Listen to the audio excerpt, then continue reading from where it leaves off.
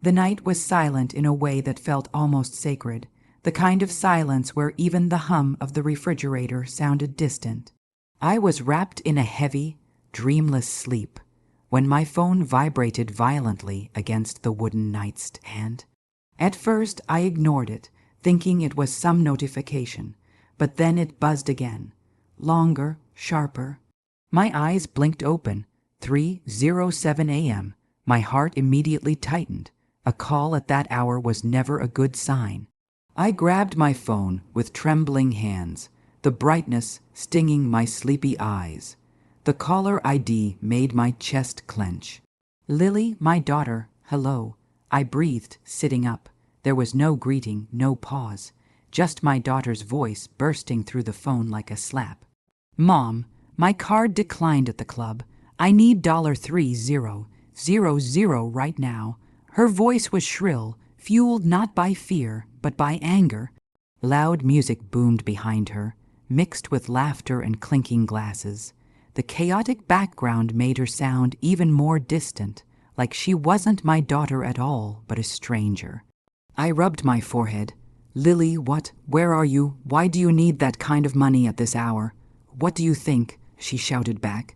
"I'm at Aurora Club. Everyone is staring. This is humiliating. Send the money." Her words pierced the quiet room, echoing off the walls that had once held her childhood drawings and crooked handwriting. The demanding tone felt like a punch. "Lily, it's 3 a.m.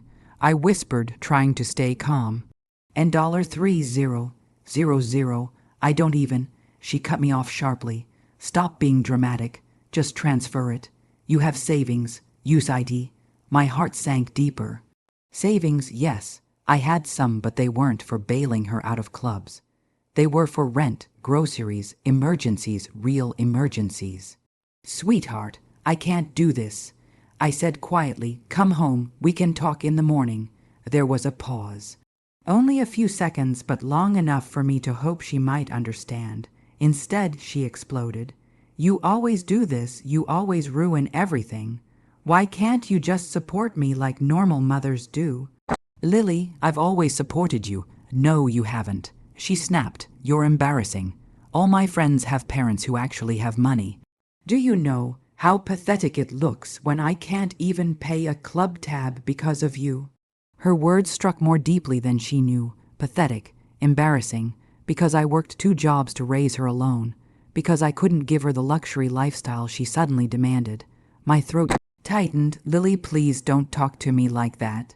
She scoffed so loudly I flinched. "You know what? I'm so done with your nonsense. Send the money or don't ever call me again. Lily." I cried, but all I heard next was a click. The call ended. The silence that followed wasn't peaceful anymore. It was heavy, crushing. I stared at my reflection in the dark window.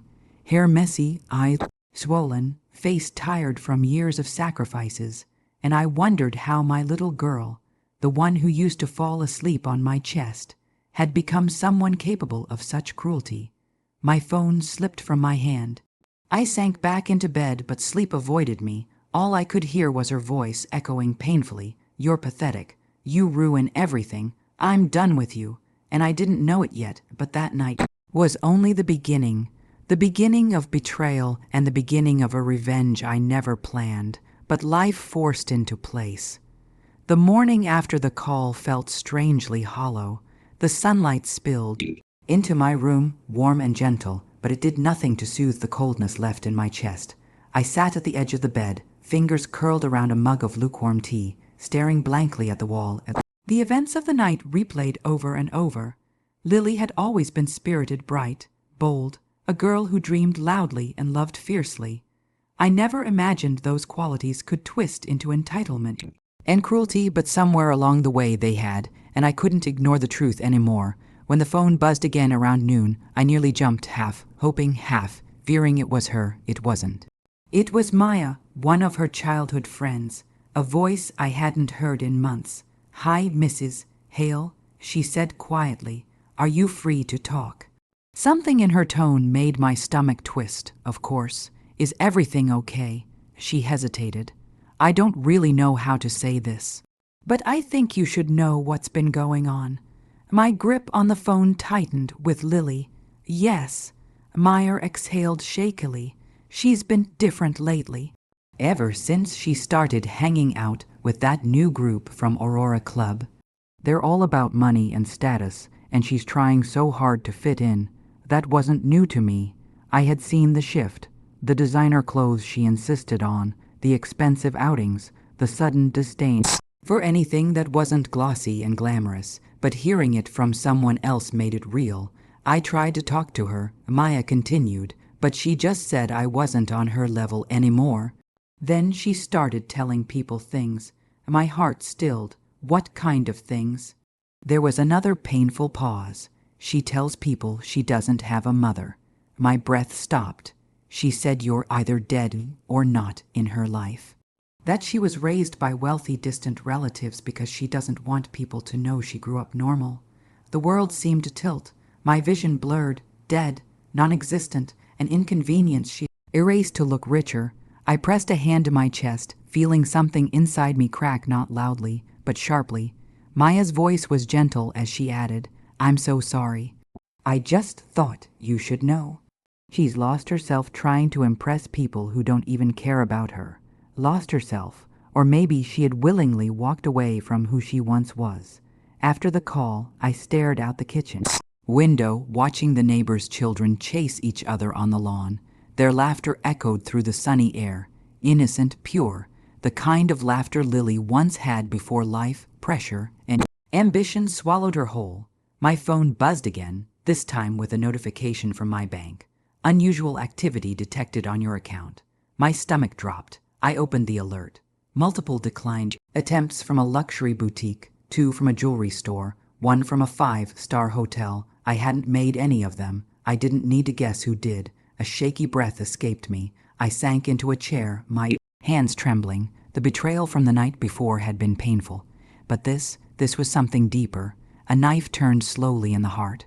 Why Lily? Why was the mother who raised you with love suddenly not enough? Why had the line between ambition and greed blurred so completely? As I sat there in the quiet kitchen, surrounded by memories of birthday cakes, school projects, and scraped knees she once cried over in my lap, I felt something shift inside me, a slow, painful awakening. This wasn't just rebellion. This wasn't just bad behavior. This was betrayal, and it was only the beginning. What came next would change everything. The days after Maya's call felt like walking through thick fog, every step heavy, every breath tight. I tried to distract myself with chores, with work, with anything that would pull my thoughts away from Lily's voice echoing in my mind. But betrayal has a way of lingering. It sticks to your bones. I thought the worst had already happened. Until the letter arrived. It was a thick envelope, official, looking, stamped with red ink. When I saw my name typed neatly across the front, I felt that familiar ripple of dread run through my veins.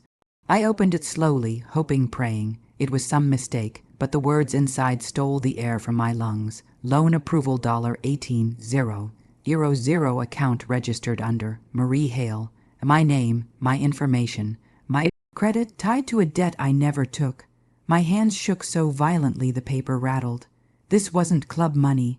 This wasn't declined card drama. This was fraud, a crime. My throat tightened as realization sank its claws in. Lily did this, the little girl who once held my hand crossing the street, the teenager who used to fall asleep on my shoulder during movie nights, the daughter I had protected with every last ounce of strength. She had crossed a line we could never uncross. The confrontation that evening, I drove to her apartment. A sleek, high-rise place I always suspected she couldn't afford. When I knocked, she opened the door looking annoyed, as if my presence itself was an inconvenience. Oh my God, Mom. I was literally about to head out. What now? She didn't invite me in, didn't smile, didn't even pretend to care. I held up the letter with trembling fingers. Lily, what is this? She barely glanced at it, alone, obviously, in my name. I said, my voice breaking, you used my identity again. She rolled her eyes. Stop being dramatic. I told you I'd pay it off. You lied, Lily. You stole from me. She crossed her arms, leaning against the door frame with an expression that chilled me. Look, Mom.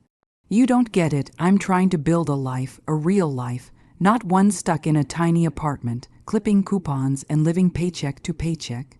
I need money, and you have good credit. You never use it. So what's the big deal?